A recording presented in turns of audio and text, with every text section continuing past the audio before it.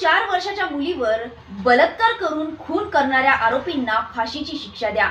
महाराष्ट्रातील सांगली जिल्ह्यातील जत तालुक्यातील करजगी गावात गुरुवारी एक लाजिरवाणी घटना घडली, जिथे एका 4 वर्षाच्या मुलीवर लैंगिक अत्याचार करून तिची निर्घृण हत्या करण्यात आली। हत्येनंतर मारेहाराने मुलीचा मृतदेह एका गोणीत टाकून लोखंडी पेटीत लपून ठेवला।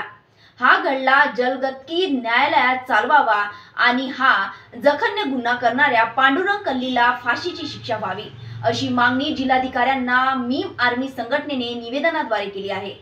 निवेदन देतेवेळी मीम संघटनेचे पदाधिकारी आहद अली, शदाब कुरेशी, सोएब खान, एस.के. मोहसिन, शेख मोईन, नावेद खान, एहसान खान, अयान अरबाज, पठान, रेहान, शाहिद, इम्रान आदि उपस्थित होते।